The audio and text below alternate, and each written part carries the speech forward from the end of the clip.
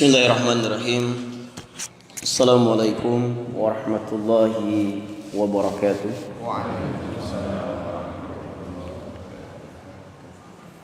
Alhamdulillah wa syukru lillah wa la hawla wa la quwwata illa billah. Asyhadu an la ilaha illallah wa asyhadu anna Muhammadan abduhu wa rasuluhu la nabiyya ba'da. Allahumma salli wa sallim ala nabiyyina wa rasulina Muhammad ibn Abdullah wa ala alihi wa azwajihi wa dhurriyyatihi wa ashabihi wa man tabi'ahum bi ihsanin ila yaumiddin, amma ba'd. Qala Allah ta'ala fi kitabil karim: Ya ayyuhalladzina amanu taqullaha haqqa tuqatih wa la tamutunna illa wa antum muslimun. Wa qala nabiyyuna Muhammad ibn Abdullah fi hadits asy-syarif: Man arada ad-dunya fa alayhi bil ilmi wa man arada al-akhirah fa alayhi bil ilmi. Yang saya hormati segenap pengurus masjid yang begitu megah ini. Biasanya keramik cuman di bawah, Pak. Sekarang keramik kita sudah naik dinding. Ini menandakan insyaallah pengurus Masjid Al-Hakim ini sebagaimana yang disampaikan Nabi, man bana masjidan banallahu lahu baitan fil jannah. Siapa yang membangun masjid, siapa yang ikut nimbrung membangun masjid, siapa yang memberikan perhatiannya terhadap masjid, siapa yang memakmurkan masjid, siapa yang memang hati mereka terpaut dengan masjid, maka insyaallah Allah akan membangunkan bagi kita semuanya rumah di surga, dan kita termasuk orang-orang yang akan mendapatkan di padang mahsyar nanti, yaumul la dzilla illa dzilluh. Di hari itu kata Nabi Muhammad tidak ada perlindungan kecuali hanya perlindungan itu datang dari Allah Subhanahu wa taala. Dan mereka yang mendapatkan perlindungan ini ada 7 golongan kata Nabi, dan salah satunya adalah kita insyaallah yang hati kita terpaut dengan masjid. Semoga para pengurus ini istiqamah untuk memakmurkan Masjid Al-Hakim ini. Ini kalau untuk sekelas komplek, Pak, perumahan, Pak, ini sudah megah sekali. Sudah sangat besar sekali. Insyaallah sebagaimana yang Allah Subhanahu wa taala sampaikan di dalam Al-Qur'an, Al-masjidu ussisa 'alat taqwa. Masjid ini adalah tempat kita untuk memperbaiki atau mendapatkan ketakwaan kita kehadirat Allah Subhanahu wa taala. Segenap pengurus masjid, tokoh agama, tokoh masyarakat, alim ulama yang insyaallah Bu, Pak, kita semuanya yang hadir dalam kesempatan ini dimuliakan Allah Subhanahu wa taala, dan kita sebagaimana kata Nabi Muhammad sallallahu alaihi wasallam, fi sabilillah, yaitu kita di dalam jalan Allah. Berarti ketika apapun yang terjadi setelah nanti kita keluar, semuanya kita masuk sebagaimana pahala jihad di jalan Allah Subhanahu wa taala. Laisa lahul jaza, tidak ada balasan bagi mereka fisabilillah itu kata Nabi Muhammad, ilal jannah, kecuali surga Allah Subhanahu wa taala. Jamaah yang dimuliakan Allah Subhanahu wa taala, saya memperkenalkan diri. Katanya kalau enggak kenal maka enggak sayang, kalau enggak sayang maka enggak cinta. Kalau anak muda dilanjutkan lagi, kalau ada cinta maka enggak jadi, kata anak muda. Tapi kalau kita mungkin kalau enggak cinta maka kita tidak ada peduli. Kita cinta dengan rumah Allah, kita peduli dengan rumah Allah. Kita cinta dengan keluarga kita, maka kepedulian itu salah satu dari kata Nabi Muhammad, 5 hak yang harus kita berikan kepada keluarga kita. Kalau istri kita, surga mereka atau jihad mereka, kata Nabi Muhammad, fi buyutikunna, di rumah kalian. Akan tetapi surga kita, bapak-bapak semuanya, yaitu di luar rumah, di dalam kita mencari nafkah untuk keluarga kita semuanya.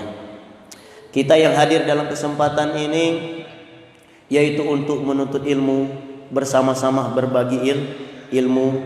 Saya datang ke sini, maka dulu pesan para guru-guru kita, cara paling bagus untuk mendapatkan ilmu itu bukan belajar ilmu. Ada jalan yang lebih singkat, lebih baik, atau jalan tol. Kalau bahasa kita sekarang ini jalan lintas. Kalau mau cepat mendapat ilmu, bukan belajar, tapi mengajarlah. Nah, Pak. Jadi dengan kita mengajar itu, insya Allah kita lebih cepat untuk memahami sebuah ilmu. Nah, di sini mohon maaf, mungkin giliran saya, Pak.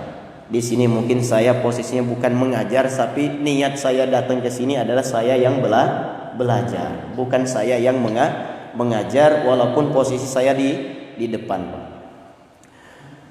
Dalam kesempatan ini kita bersama-sama selalu mengucapkan lafaz Alhamdulillahirabbil alamin. Ketika ditanya kepada Nabi Muhammad sallallahu alaihi wasallam, ayyu dzikrin afdal, zikir apa yang paling baik ya Nabi? Maka Nabi Muhammad sallallahu alaihi wasallam bersabda, la ilaha illallah. Ayyu du'a afdal, apa doa yang paling afdal ya Nabi? Kalimatu alhamdulillahi rabbil alamin. Berarti doa alhamdulillahi rabbil alamin. Ketika ditanya dengan para ulama, apa faedah setiap kegiatan kita awali dengan kalimat alhamdulillahi rabbil alamin. Sampai pun khutbah tidak sapa kalau tidak diawali dengan kalimat alhamdulillahi rabbil alamin.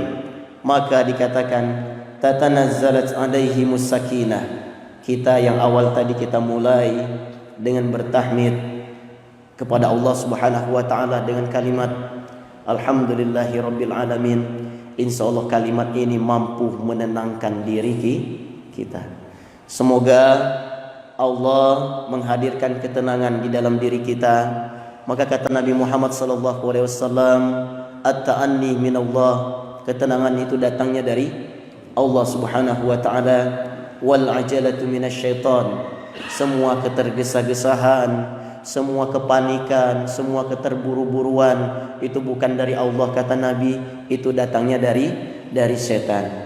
Kita dengan menghadir di sini tidak lain agar iman kita ini semakin tenang, agar Islam kita ini semakin mantap, agar akhlak kita itu pun semakin baik.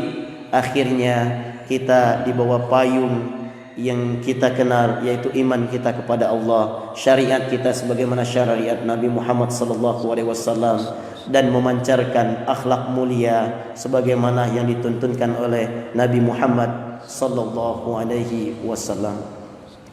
Jamaah salat subuh, tamu Allah yang mulia, ini pengajian kita luar biasa, Bu. Ada kopinya. Nah, silakan Ibu biar lebih tenang minum kopi. Bapak-bapak yang ngantuk mungkin bisa minum kopi. Ini saya perkenalkan diri saya karena tadi dibilang kalau nggak kenal kita nggak sayang. Kalau kita nggak sayang maka nggak ada cinta. Kalau nggak ada cinta maka kita tidak ada kepedulian. Saya mau dicintai, Pak. Kita pun sama mau dicintai. Apalagi kata para ulama, cintailah para ulama-ulama kita. Mengapa? Insya Allah nanti kalau mereka kenal dengan kita, mungkin bisa jadi tangan mereka lah yang mengangkat kita, yang menarik kita, sebagaimana dalam surat Tur ayat 21, yaitu kita bersama-sama saling untuk memberikan syafaat kepada sesama teman-teman kita. Imam Nawawi Al-Jauziyah mengatakan, orang yang baik mereka berteman dengan orang yang baik, maka di antara mereka itu tertanamlah kebaikan-kebaikan, maka kebaikan itu nanti mampu untuk mereka berikan sampai nanti ketika Allah Subhanahu wa taala terjadinya kiamat, kita saling bisa memberikan syafaat. Semoga bersama-sama kebaikan kita ini, Islam kita ini, ibadah kita ini yang kita lakukan adalah kita bisa saling tolong menolong di saat kita masih di dunia, dan itu pun tidak lain tolong menolong fondasi kita nanti di akhirat Allah Subhanahu wa taala. Nama saya Jaya Putra Irawan. Kalau umur Bu, mungkin bapak-bapak, ibu-ibu semuanya yang lebih berilmu, lebih awal, lebih pertama daripada saya yang membaca Al-Quran, berarti bapak-bapak, ibu-ibu yang lebih banyak pahala Al-Qurannya, lebih banyak pahala sholatnya. Saya kelahiran 85 Pak. Mungkin ada ibu-ibu, oh anak saya itu. Nah, ya Bu ya, mungkin anak saya. Nah, maka di sini saya mohon izin selaku dari anak bapak-bapak, ibu-ibu semuanya untuk mungkin sedikit kita berbicara di Masjid Al-Hakim ini sebagaimana disampaikan oleh Pak Mardan tadi, yaitu untuk tolabul ilmi, bersama-sama kita untuk mencari ilmu untuk bekal kita nanti di akhirat. Nama saya Jaya Putra Irawan, tinggal di Tegal Binangun. Ini Ustadz sering dekat dengan rumah Pak. Beliau sering di musola dekat rumah. Beliau hadir. Mungkin beliau tahu saya, melihat saya di sana. Rumah di Tegal Binangun, Lorong Karanganyar. Aktivitas di rumah kita membuka rumah tahfidz Al-Quran untuk para penghafal Al-Quran. Ini tidak lain syiarnya Pak. Dulu Kiai berpesan kepada kita semuanya, mengapa Jibril itu dipilih untuk memimpin para malaikat-malaikat Allah? Tidak lain karena Jibril itu, kata para guru kita dulu, yang diturunkan Al-Quran kepadanya. Turun lagi, mengapa Nabi termulia itu dititipkan Allah kepada Nabi Muhammad? Tidak lain karena Al-Quran itu Allah turunkan kepada Nabi Muhammad. Mengapa bulan Ramadan itu menjadi syahrullah, bulan mulia? Disebabkan karena di dalam bulan Ramadan itulah diturunkannya Al-Quran. Mengapa malam, tadi bulan turun ke malam, malam Lailatul Qadar itu menjadi malam paling mulia? Karena malam bulan Lailatul Qadar, karena di sana diturunkannya Al-Quran. Maka diambil kesimpulan, berarti setiap yang berkaitan dengan Al-Quran maka dimuliakan Allah Subhanahu wa ta'ala. Maka dikatakan Nabi Muhammad, pekerjaan termulia itu apa? Khairukum man ta'allamal Qur'an wa 'allamahu. Riwayat Muslim, yaitu kalian yang belajar Al-Quran dan mengajarkan Al-Quran. Di ke bawah lagi, anak yang baik, anak yang dekat dengan Al-Quran. Orang tua yang baik, orang tua yang dekat dengan Al-Quran. Rumah yang baik, rumah yang anggota keluarganya dekat dengan Al-Quran. Sedekah yang baik, infak yang baik, infak sedekah di jalan untuk membumikan Al-Quran. Ke pondok pesantren, ke rumah tahfidz. Mengapa? Karena mereka yang akan mempersiapkan generasi ke depan yang memang bagus Al-Qurannya.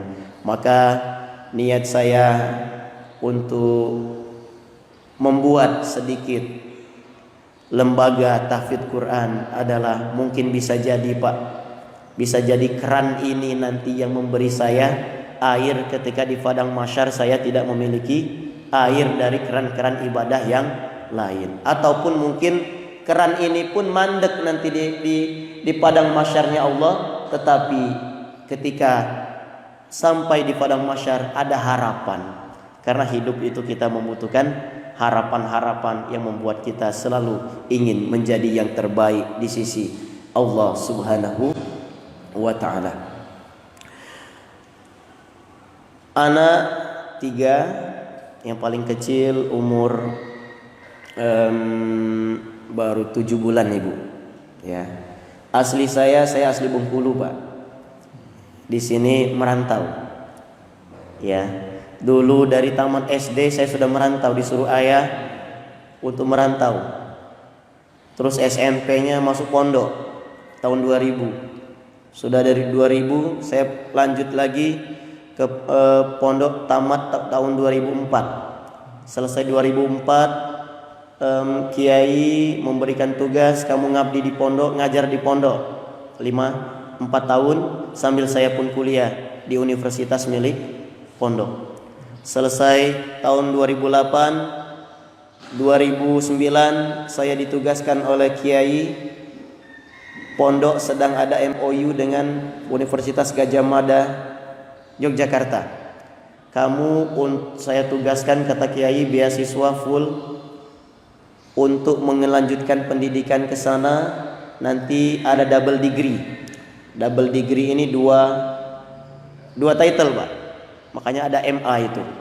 2 title dari Universitas Gadjah Mada dan dari Canal Suisse, University of Canal Suisse Mesir. Ya, itu jenjang pendidikan. Mohon didoakan semoga nanti bisa melanjutkan untuk S3 Pak. Amin ya rabbal alamin. Mengapa harus S3? Pesan para ulama, talabul ilmi minal mahdi ilal lahdi. Menuntut ilmu itu dari masa buayan. Dari kita lagi dibuai Bu, sampai liang lahat baru selesai kita menuntut ilmu.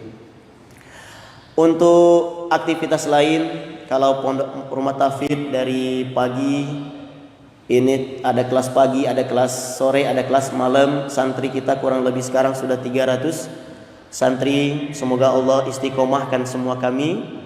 Semoga Allah mudahkan. Ini kita pun lagi pembangunan lagi. Alhamdulillah berkat mungkin dari fatwa para guru-guru kita Pak. Tahun 2017 dulu ini masih ngontrak samping jalan untuk tempat anak-anak ngaji. Alhamdulillah tahun keduanya bisa kita mendirikan bangunan. Dalam kelang beberapa bulan saja sudah menambah bangunan. Ini insya Allah bangunan kita yang keempat. Semoga Allah mudahkan. Allah terima semua jamaah yang telah membantu pembangunan ini sebagai amal jariah di dunia dan di akhirat nanti. Amin ya rabbal alamin. Untuk aktivitas mengajar, saya mengajar di Bina Dharma Pak. Di Bina Dharma ya, itu bukan mengajar Bu, tapi belajar. Karena tadi paradigma kita belajar paling bagus adalah mengajar. Jadi saya di sana bukan mengajar sebenarnya, tapi malah saya di sana itu adalah belajar. Demikian singkat agar kita saling peduli. Siapa tahu nanti tahu-tahu samping jalan saya pecah ban Pak ya. Terus Bapak bawa kenal, tahu, berarti ada perhatian ya. Karena daerah sini saya baru pertama masuk, terkhusus di Masjid Al-Hakim ini. Semoga silaturahim kita ini nanti menjadi silaturahim yang melapangkan rizki kita. Amin. Silaturahim yang memperpanjang umur kita, kata Nabi. Silaturahim yang membuat umur kita semakin berkah. Amin ya rabbal alamin. Berkah di sini artinya kata para imam bertambahnya ketaatan. Kalau harta kita bertambah dan lihat harta kita berkah, maka harta kita itu akan menambahkan ketaatan kita kepada Allah Subhanahu wa ta'ala. Jamaah salat subuh Masjid Al-Hakim yang dimuliakan Allah Subhanahu wa ta'ala. Ini saya tadi cemas Pak. Cemasnya itu jangan-jangan nanti tidak tepat waktu Pak Mardan. Karena jam-jam 3 sebelum jam 3 tadi turun hujan. Nah, ini gimana ini? Jadi saya sudah standby itu dari jam 3 Bu. Dari jam 3 sudah bangun. Jangan sampai, karena Pak Mardan ini dapat nomor saya dari teman Pak Nurdin. Nah, tadi Pak Nurdin, nah nanti bagaimana ini amanah ini. Sore-sore kemarin Pak saya ngintip-ngintip ke sini Pak. Nah, jadi mohon diikhlaskan, diridhoi, saya kemarin ngintip ke sini. Saya takutnya salah tempat, saya takutnya malah waktunya sudah singkat, sudah mepet, kita salah masjid. Jadi saya ngintip-ngintip kemarin ke sini. Ngintip ke sini pakai masker, Pak. Pakai masker sama istri. Ya, makan sama istri ini nanti biar tahu istri beneran ngisi pengajian apa enggak ini. Tahu-taunya subuh-subuh jam 3, jam setengah 4 sudah keluar, tahu kemana nanti. Ya, sama istri ke sini, saya tutup masker full, Pak. Jangan sampai Pak Mardan ngelihat saya. Jadi alhamdulillah ketika saya ngelihat masjid ini luar biasa, Pak. Luas sekali, bangunannya sangat megah sekali. Semoga ini menjadi tempat kita untuk membina ketakwaan kita semua dari jamaah yang ada di sekitar Masjid Al-Hakim. Jamaah yang dimuliakan Allah Subhanahu wa taala, ketika ditanya kepada Aristoteles ini termasuk di zamannya ini orang yang paling keren, orang yang ilmunya paling bagus. Ketika itu ditanya, wahai Aristoteles, apa tujuan manusia itu hidup? Maka Aristoteles di dalam bukunya, manusia itu kalau mau tahu dia itu tujuan hidupnya, maka manusia butuh hidup 500 tahun katanya. Berarti tidak mungkin terjawab, Pak. Tidak mungkin terjawab. Aristoteles pun menyerahkan kepada gurunya Socrates. Karena di masa itu ilmu awal-awal di Yunani, filsafat. Mereka pun mengatakan bahwa manusia itu tidak mampu untuk menemukan apa tujuan diciptakan di muka bumi ini. Allah Subhanahu wa ta'ala menjawab di dalam Al-Quran, menyampaikannya kepada lisan Nabi Muhammad sallallahu alaihi wasallam. Manusia bingung, manusia enggak tahu apa tujuan diciptakan di muka bumi ini. Akhirnya Allah Subhanahu wa taala menyampaikan kelemahan manusia itu, yaitu di dalam Al-Qur'an, wa ma khalaqtul jinna wal insa illa liya'budun. Berarti untuk ibadah. Manusia di muka bumi ini itu untuk beribadah. Kepada siapakah kita beribadah? Ilahi anta maksudi waridoka matlubi, yaitu kepada Allah Subhanahu wa ta'ala. Jadi ayat ini menjawab semua keresahan ribuan tahun manusia yang mencari apa tujuan di muka bumi ini manusia diciptakan. Maka baru terjawab, oh berarti manusia itu diciptakan adalah untuk beribadah kepada Allah Subhanahu wa ta'ala. Ini untuk ibadah, Pak. Ibadah inilah menjadi pondasi kita. Ibadah inilah yang harus selalu kita perbaiki. Dan ibadah inilah terlihat bagaimanakah kualitas kita di hadapan Allah Subhanahu wa ta'ala. Untuk kita dari awal baru dilahirkan, maka kita mengenal kalimat la ilaha illallah. Awal lahir kata Nabi, ini hadisnya Hasan. Hadis yang paling atas itu hadis sahih. Di bawah sahih namanya hadis Hasan. Di bawah hadis Hasan namanya hadis dhaif.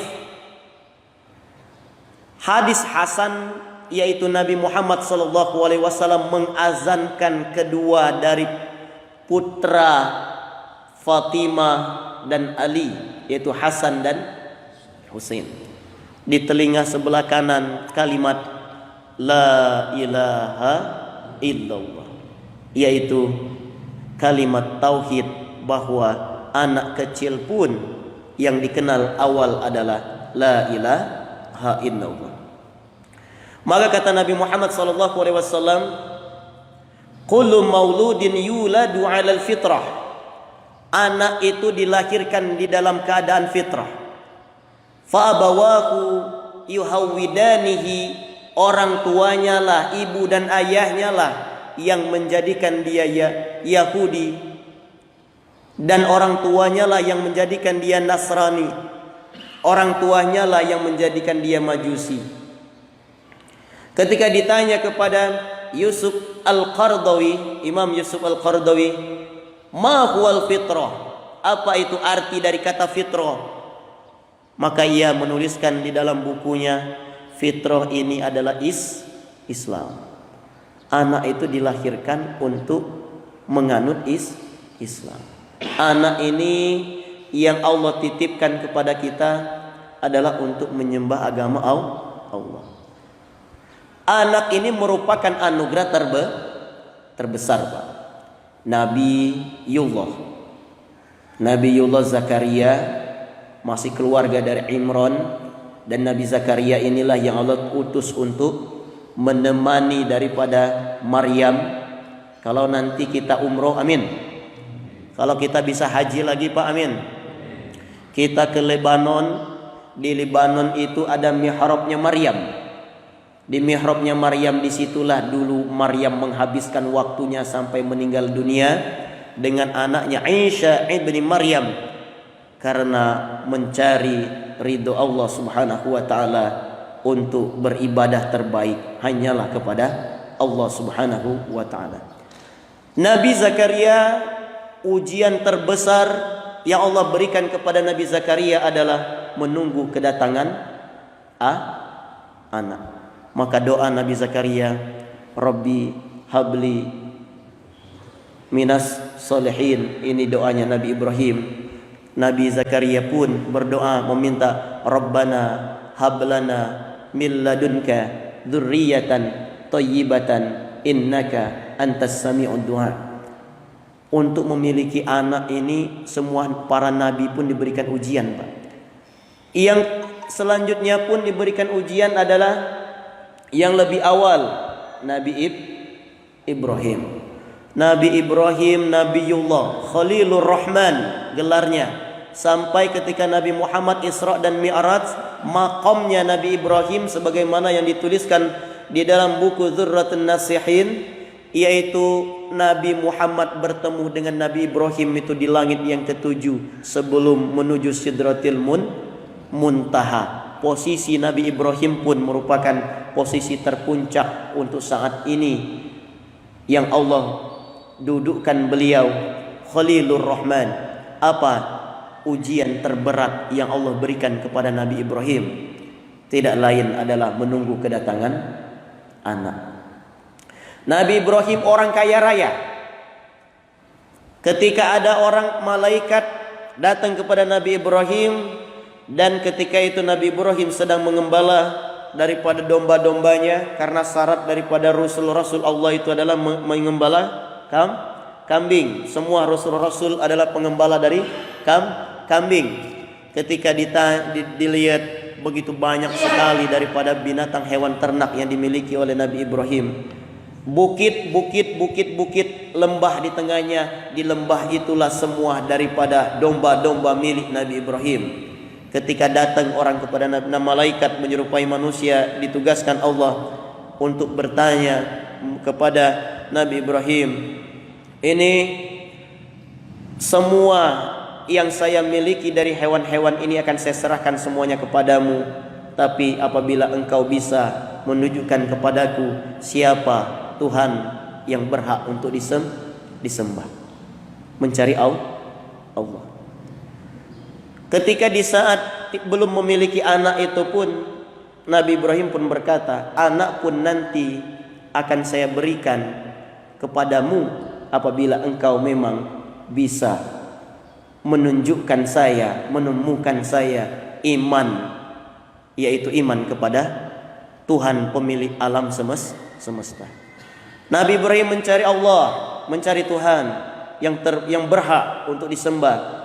Dan Nabi Ibrahim hidup di masa raja yang sangat zalim, yaitu Namrud na'latullah alaih, yaitu mencari dari masa kecil umur 6 tahun Nabi Ibrahim sudah bertanya, mungkin bintang Tuhan saya, mungkin bulan Tuhan saya, mungkin matahari Tuhan saya, namun tidak terjawab semuanya.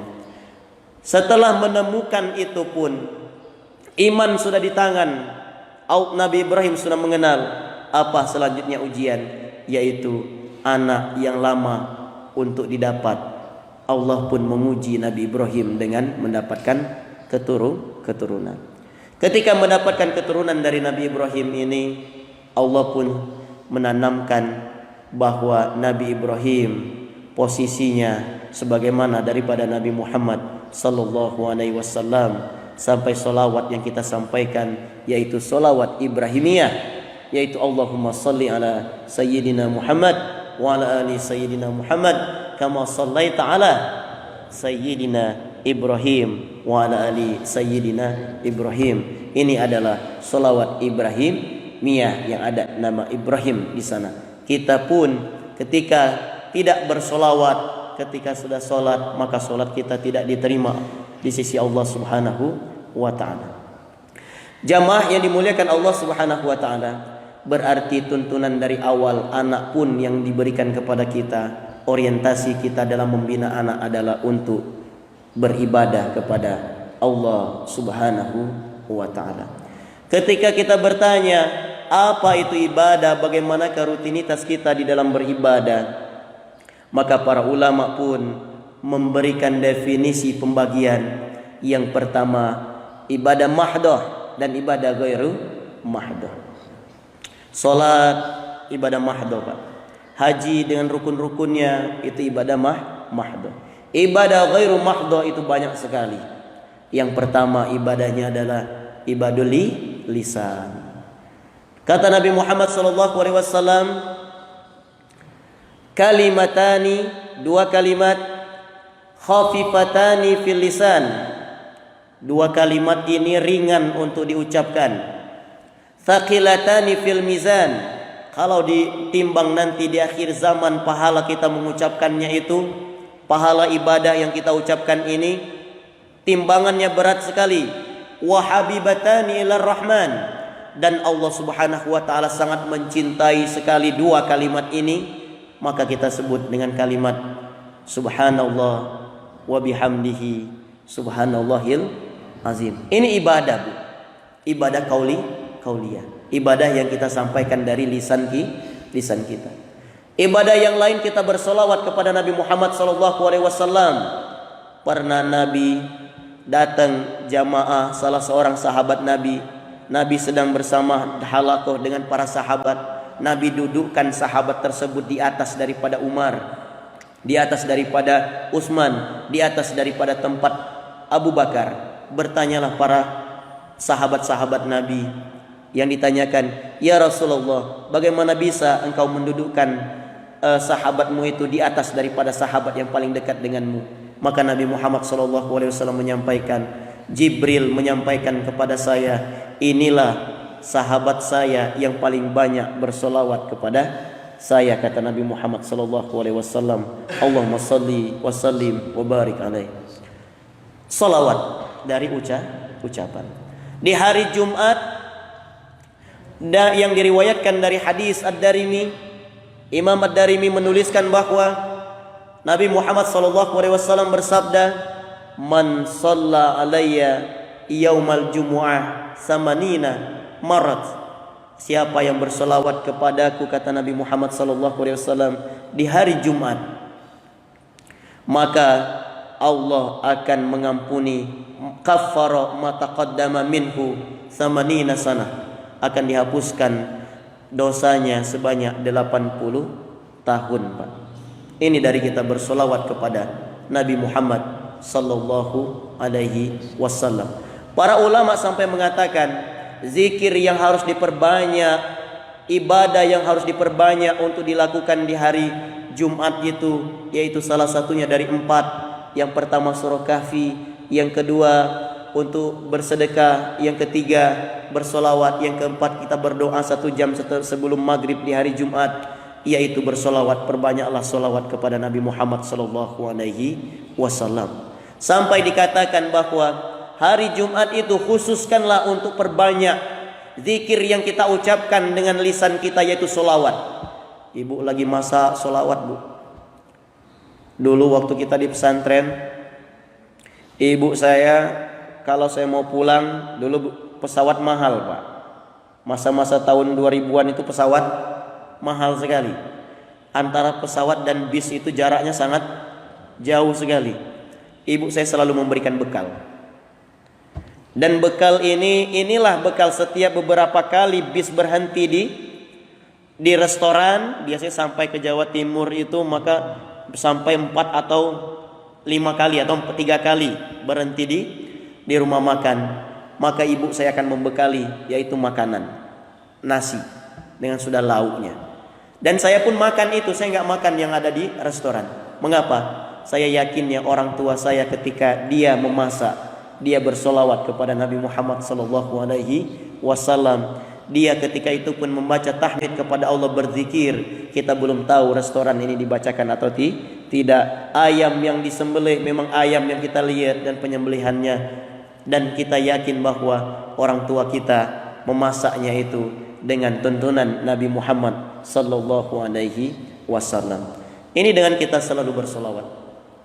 Maka dikatakan oleh Nabi Muhammad SAW, Innallaha harramal arda jasadal anbiya.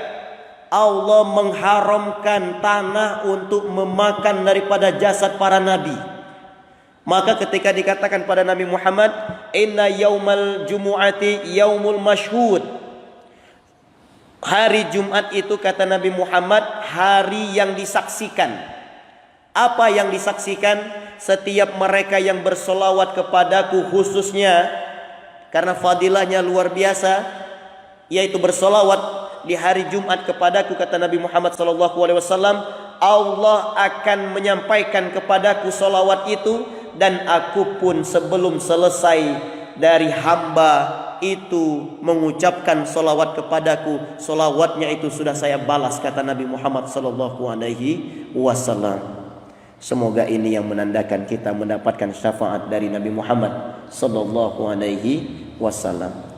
Yang lain, selesai man qara'a, kata Nabi, ayat al-kursi duburus salah. Siapa yang membacakan daripada ayat kursi setiap setelah salat, kata Nabi Muhammad SAW. Jadi kita membaca salat, cuci dosa-dosa kita. Korupsi yang kita lakukan kita cuci dengan kita berumroh di hadapan Allah Subhanahu wa taala.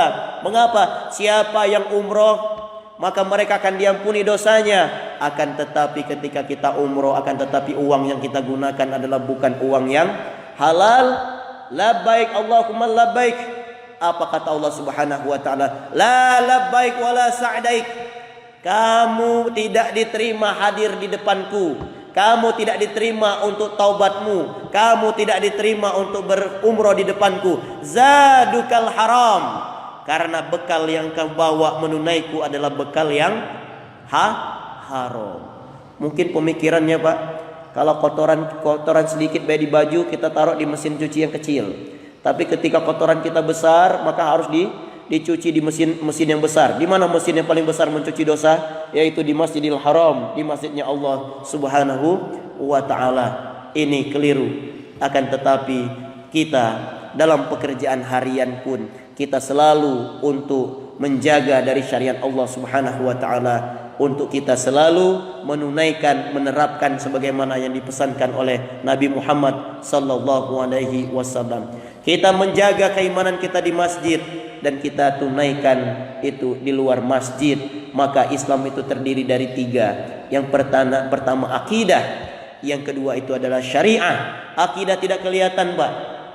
Syariat kelihatan, tapi belum tentu baik dari syariat yang kita lakukan. Tapi kebaikan itu akan terlihat dari yang ketiga, yaitu akhlakul karimah. Maka iman kita yang baik akan terlihat daripada akhlak kita yang baik. Hubungan kita dengan tetangga, kata Nabi Muhammad SAW, la man kana yu'minu billahi wal yaumil akhir, siapa yang beriman kepada Allah dan hari kiamat, fala yujir jarahu, jangan sampai dia menyakiti tetangganya. Berarti dengan tetangga Pak itu bisa dilihat. Kita baik dengan tetangga, insya Allah iman kita baik. Kita baik dengan tetangga berarti syariat kita baik. Kita baik dengan tetangga menandakan berarti akhlak kita baik. Kata Nabi Muhammad, saya tidak mengakui mereka dia itu beriman kepada Allah, dan saya pun tidak mengakui kalau dia beriman dengan hari akhir kalau dia tidak baik dengan tetangganya. Berarti sholat kita, sujud kita ini untuk menanamkan bahwa kita bisa menerapkan semua perintah Nabi untuk baik dengan sesama tetangga kita, dengan sanak famili kita. Ini yang bersama-sama kita untuk terapkan di dalam kehidupan kita. Amin ya rabbal alamin. Bapak-bapak, ibu-ibu, jamaah yang dimuliakan Allah Subhanahu wa taala, sudah ibadah lisan, maka kita ibadah badan. Ibadah badan ini Bu, yaitu kita sholat. Maka di dalam surat Toha ayat 123 Allah Subhanahu wa taala berfirman, A'udzubillahi minasyaitonirrajim. Bismillahirrahmanirrahim. Wa'mur ahlaka bis-shalah. Suruhlah anak-anakmu, keluargamu untuk sholat. Berarti sholat ini anak kita yang tadi kita diberikan amanah oleh Allah Subhanahu wa taala, salat ini mereka harus diperintah. Jangan nak salat enggak. Perintah. Merintah ini kalau kata Nabi, muru auladakum lis-shalah fi sab'in. Suruh anak-anak kalian salat di umur mereka masih 7 tahun. Wadribu, dan pukullah mereka di saat mereka sudah mencapai umur 10 tahun. Berarti orang tua Bu yang harus memberikan teguran kepada anak-anak di saat mereka sudah umur 10 tahun. Kita wajib. Mengapa dikatakan wajib? Karena perintah Al-Quran dalam surat Toha tentang sholat itu dengan kalimat perintah. Para ulama mengatakan di kaidah fikhiyahnya al-amru lil wujub.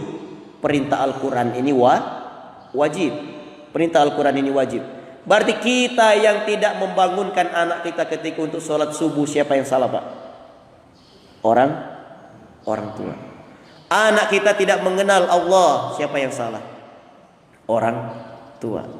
Dan nanti pun di dalam riwayat sahihnya ada seorang yang alim, anaknya orang yang mujrim. Ketika orang tuanya akan masuk ke dalam surganya Allah dan anaknya masuk ke dalam nerakanya Allah, di saat itu pun Allah Subhanahu wa taala mendengar rintihan dari sang anak yang ia mengatakan bahwa saya masuk neraka disebabkan karena orang tua saya tidak mengenalkan saya kepada Allah, dan itu pun yang menarik orang tuanya masuk ke dalam nerakanya Allah Subhanahu wa taala, dan ia ahlul ibadah. Berarti kesempurnaan kita itu pun terletak dalam amanah yang sudah Allah titipkan kepada kita. Anak-anak kita harus kita bimbing mereka, ajak mereka untuk beribadah kepada Allah Subhanahu wa taala. Salat kita berwudu. Maka bertanya para sahabat, "Ya Rasulullah, apa makna daripada kita berwudu?" Maka dikatakan di dalam hadis sahih Nabi Muhammad SAW, kita berwudu itu kata Nabi Muhammad sebagaimana kalian dalam waktu satu hari di depan rumah kalian itu ada sungai. Di depan rumah kalian ada sungai dan kalian mandi di sungai itu sebanyak 5 kali dalam waktu satu hari. Maka apakah masih tersisa dalam tubuh kalian kotoran? Maka semua para sahabat mengatakan, tidak ya Nabi, begitulah kalian berwudu. Setiap daripada waktu kalian berwudu, di saat itulah Allah menggugurkan dosa-dosa kalian. Maka di awal kita untuk mau sholat pun Allah sudah mensucikan. Azan yang kita kumandangkan, karena azan ini merupakan syarat untuk menunaikan sholat, maka syarat untuk azan ini pun sebagaimana syaratnya sholat. Bagaimanakah kita menunaikan sholat, begitulah syarat kita di dalam menunaikan azan. Ketika sholat diwajibkan kita untuk berwudu, maka ketika muazin pun, adab seorang azan itu pun harus di dalam keadaan suci. Berarti tidak boleh Pak, muazin itu dalam keadaan belum berwudu. Karena azan ini merupakan wasilah untuk sholat semua yang wasilah kepada solat ini dia jadi wajib, sebagaimana dengan solat. Ya. Jadi solat wajib menutup aurat.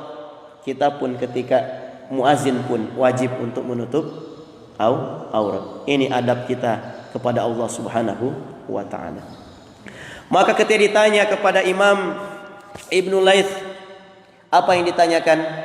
Bagaimanakah solat khusyuk itu? Dijawab bahwa solat khusyuk itu ketika kalian sudah datang ke masjidnya Allah, kalian keluar dengan membacakan doa Bismillahi tawakkaltu ala Allah la haula wala quwata illa. Ketika kalian sudah membaca itu, kalian berwudu di rumah. Ketika kalian sudah berwudu di rumah, kalian tunaikan solat fajar itu di rumah. Jadi solat fajar itu ditunaikan di rumah, Pak. Ya. Sudah selesai kalian menunaikan salat fajar, maka kalian masuk ke masjidnya Allah. Antara itu kalian jangan pernah berbicara. Jangan berbicara. Masuk ketika sudah azan, setiap apa yang dilafazkan oleh muazin kalian jawab. Apa yang diucapkan muazin kalian jawab, kecuali hayyalas shalah, hayyalal falah yang dijawab dengan kalimat la haula wala quwata illa billah. As-salatu khairum minan naum. Di dalam hadis dhaifnya, sadaqta wa bararta wa nadzalika minasyahidin. Ini hadisnya dhaif, tapi boleh kita pakai. Tapi yang hadis sahih, jawab sebagaimana yang diucapkan oleh muazin, as-salatu khairum minan naum. Baik, kalau dua-duanya boleh. Seperti doa kita berwudu, Pak. Yang hadis sahihnya adalah asyhadu an la ilaha illallah wahdahu la syarikalah wa asyhadu anna Muhammadan abduhu wa rasuluh. Allahumma ij'alni minat tawabin. Itu hadisnya dhaif. Imam An-Nasa'i meriwayatkan. Tapi pun hadis dhaif ini bisa kita pakai untuk pelengkap doa. Bisa. Nah. Jadi ketika kita sudah masuk ke dalam masjidnya Allah, kita jawab daripada seruan azan itu setiap kalimatnya, maka dikatakan di dalam hadis sahih yang ditulis oleh Imam Ibnu Hajar Al-Asqalani di dalam bukunya Bulughul Maram, man sami'al adzan, barang siapa yang mendengar azan dan dia menjawab semua daripada lafaz azan itu, kecuali yang tadi yang dua, kecuali kalau subuh itu di as-salatu khairum minan naum, bisa dijawab dengan as-salatu khairum minan naum, atau dijawab dengan sadaqta wa bararta wa ana dzalika minasyahidin. Selesai dia berdoa, Allahumma rabba hadhihi ad-da'wati tammah was salatil qa'imah ati sayyidana Muhammadanil wasilata wal fadilah wasyarafa wad darajatal aliyatar rafi'ah wa ba'athu maqaman mahmuda lilladzi wa'atta haqqat lahu syafaati yaumal qiyamah, kata Nabi. Maka mereka berhak mendapatkan syafaatku di hari kiamat nanti. Berarti Pak, ketika azan, ketika apa, kita perhatikan semuanya. Maka dikatakan di dalam surah Al-Jumu'ah, a'udzubillahi minasyaitonirrajim, ya ayyuhalladzina amanu idza nudiya lis-shalah, wahai orang-orang yang beriman, ketika kalian dengar ada seruan salat, ya ayyuhalladzina amanu idza nudiya lis-shalah min yaumil jumu'ah fas'au ila dzikrillah. Di sini diambil dengan kalimat Jum'ah, hari Jumat. Akan tetapi para ulama mengatakan ketika azan sudah berkumandang, semua aktivitas yang kalian lakukan itu stop. Apapun yang kita lakukan itu stop, berhenti. Rapatkah itu, suruh azan lewat dulu kalau kita belum bisa sholat. Ada kerjaan apapun, ketika azan kita berhenti. Mengapa? Karena di sini kita maunya kita tercatat orang-orang yang berhak mendapatkan syafaat Nabi Muhammad nanti di padang masyarnya Allah Subhanahu wa taala. Amin ya rabbal alamin. Tentang salat, maka ketika Nabi Muhammad berkata kepada para sahabatnya, awwalu ma yuhasabu bihil mar'u yaumal qiyamah, yang pertama nanti akan dihisab ketika nanti di hari kiamat, kata Nabi Muhammad, as-shalah. La sahhatis shalah sahha kullu. Kalau salatnya bagus, maka semuanya jadi bagus. La fasadatis shalah, kalau salatnya rusak, maka rusaklah semuanya. Berarti maka dikatakan as-salatu imaduddin. Salat adalah tiang agama. Jadi tiang agama kita ini ada 4, Pak. Ada subuh, ada zuhur, ada asar, ada maghrib, ada isya. Kita yang baru mendirikan 3, berarti bangunan kita 3 tiangnya. Dan dalam standar Nabi Muhammad SAW itu harus 5. Kalau nanti 3 maka bergoyanglah daripada bangunan kita. Maka bersama-sama kita memperbaiki solat kita, bersama-sama kita menyempurnakan solat dengan kita qobliyah ba'diyah. Subuh ada solat fajar. Solat fajar yang kita lakukan itu dia sudah masuk di dalamnya solat qobliyah subuh. Solat fajar dengan solat qobliyah subuh itu satu. Ya. Kalau pesan daripada ulama, lakukanlah solat sunnah itu di rumah. Nanti ketika masuk masjid itu solatnya tahiyatul masjid. Tapi kita melakukan pun di masjid pun untuk solat fajar itu boleh, tidak ada larangan. Sebelum subuh kita solat. Apa kata Nabi di dalam hadis sahih tentang solat fajar? Solat fajar yang kita lakukan itu lebih baik daripada dunia dan segenap isinya. Itu baru solat fajar. Solat witir. Solat witir kata Nabi lebih baik daripada solat fajar. Berarti kalau mungkin solat fajar itu kita dapat mobil Fortune, Pak. Solat witir yang kita lakukan itu mungkin kita bisa mendapatkan mobil Mercy mungkin. Berarti kan maka Nabi Muhammad tidak pernah meninggalkan solat witir. Dan baginda Nabi melakukan solat witir itu terkadang 1 rakaat, boleh 3 rakaat, boleh 5 rakaat, dan jumlahnya ganjil. 3 rakaat 2 salam boleh, 3 rakaat 1 salam pun boleh. Karena kita waktu sudah mau mepet ke subuh, mungkin solat tahajud langsung digabung dengan witir 1 rakaat boleh. Mungkin di bulan Ramadan kita witir dengan imam di masjid. Nanti di rumah kita tahajud, boleh kita tahajud setelah daripada witir. Karena witir itu posisinya bukan penutup melarang kita untuk solat tahajud. Akan tetapi witir cuman 1 malam kita lakukan 1 kali. Tidak boleh kita berwitir 2 kali. Berarti pintu lintasan untuk beribadah dekat dengan Allah itu ada di pintu solat. Ada pintu solat. Mengapa? Kalau sedekah harus punya duit. Mau berhaji harus punya tenaga dan fisik yang bagus. Kalau solat Allah Subhanahu wa ta'ala di rumah pun kita bisa solat. Nah, semoga nanti kita bisa umroh, berhaji, kita solat di Masjidil Haram. Solat sekali di Masjidil Haram kata Nabi pahalanya sebagaimana 100.000 kalian solat di masjid-masjid yang lain.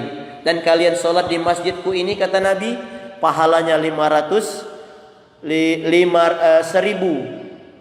sebagaimana di atas masjid-masjid yang lain. Dan kalian solat di Masjidil Aqsa itu pahalanya 500 di atas daripada masjid-masjid yang lain. Semoga kita semuanya Pak bisa berorientasi hidup ini untuk beribadah di hadapan Allah Subhanahu wa ta'ala. Dan ibadah ini jangan sampai kita landaskan ibadah hanyalah di masjid. Akan tetapi kita belanja di rumah di warung tetangga itu sudah ibadah. Mengapa? Itu sudah sedekah. Kita memberikan apapun, membantu orang lain, maka man yassara musliman yassarallahu lahu. Setiap kebaikan, kemudahan yang kita berikan kepada orang lain, kemudahan itu tidak mungkin kembali kepada dia, tapi akan diberikan kepada kita. Setiap kita Inna Allah fi aunil abdi makanal abdu fi auni akhihi. Setiap kita membantu orang lain, yang kita bantu itu nanti pun akan kembali kepada kita. Maka di dalam Islam, kalau mau kaya banyak-banyaklah bersedekah. Tapi orang-orang yang kapital, mau kaya banyak-banyaklah kalian menabung. Maka enggak bertemu antara filosofinya yang dipandang orang kapitalis dengan yang diajarkan oleh Islam. Kalau Islam mengajarkan banyak kalian bersedekah, maka akan Allah berikan lipat ganda. Tapi kalau kalian posisinya menahankan harta kalian, maka doa daripada malaikat Allah Subhanahu wa taala untuk orang-orang yang bersedekah. Allahumma ati, kata malaikat, Allahumma ati munfiqan khalafan. Ya Allah, gantikanlah semua daripada yang orang bersedekah berikan kepada orang lain, ganti lebih banyak lagi. Dan doanya untuk orang-orang yang wati mumsikan talafan, dan berikanlah kehancuran bagi siapa yang tidak mau mengeluarkan hartanya. Ini didoakan oleh malaikat, Bu. Maka kalau kita masak, kata Nabi, fakatsiru ma'uhu, kalau masak banyakkanlah kuah-kuahnya. Mungkin kuah ini yang bisa kita bagi kepada tetangga. Makanan pun berarti orientasi dari hadis ini.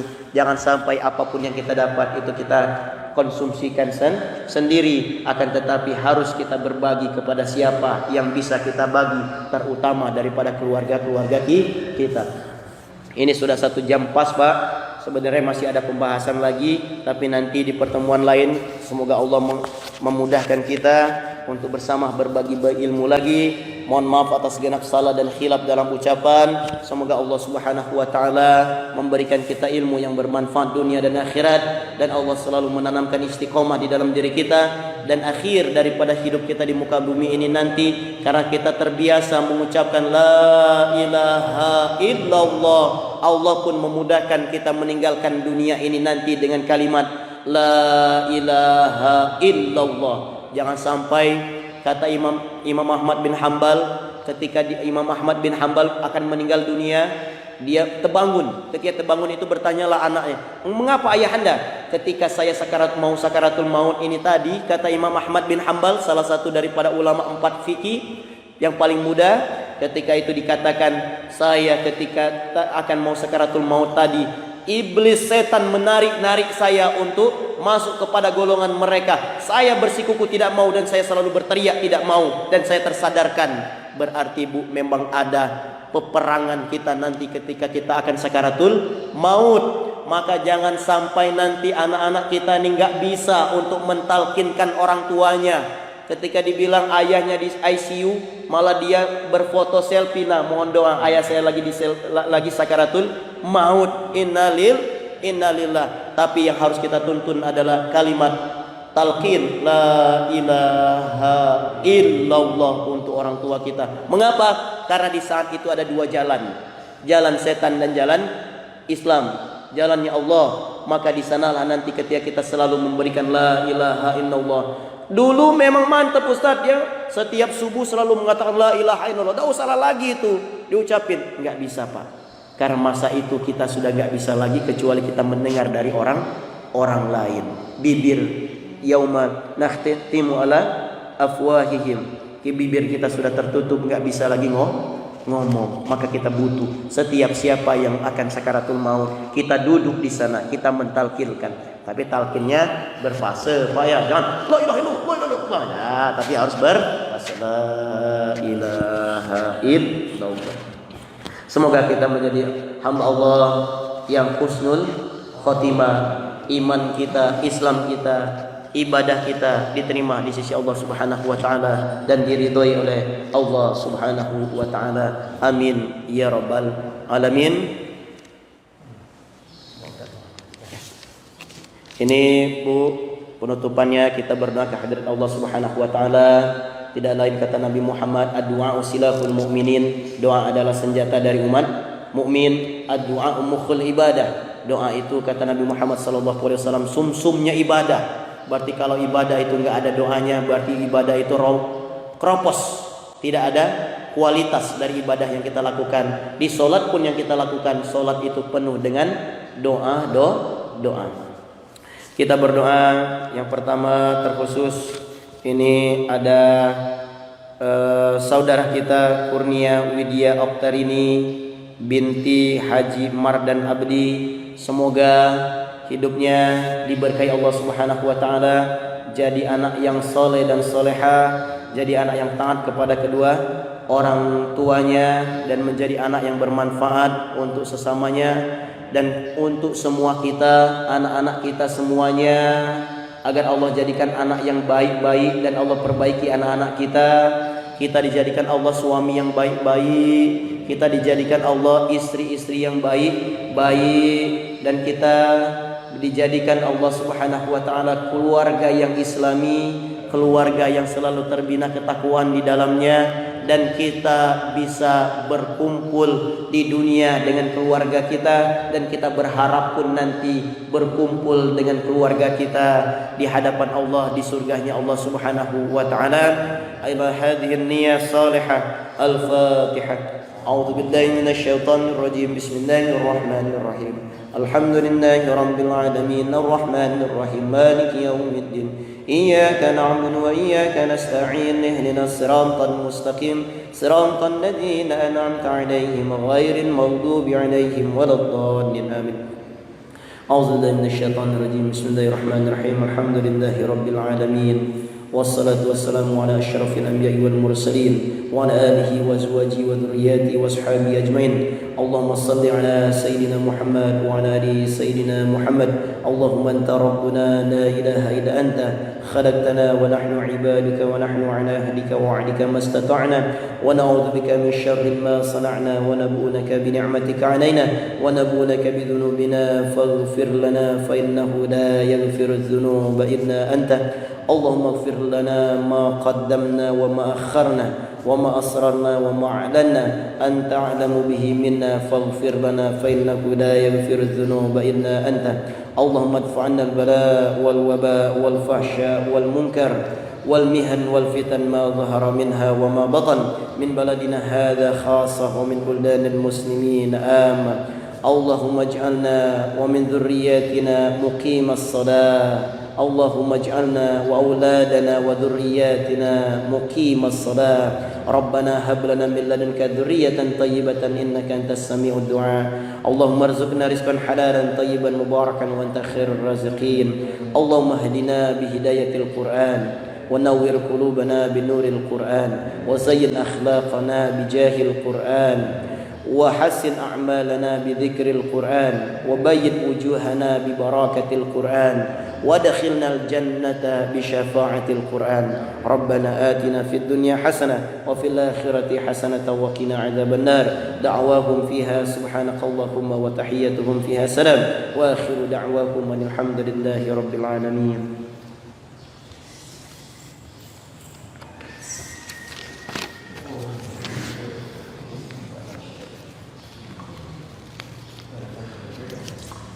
Baik,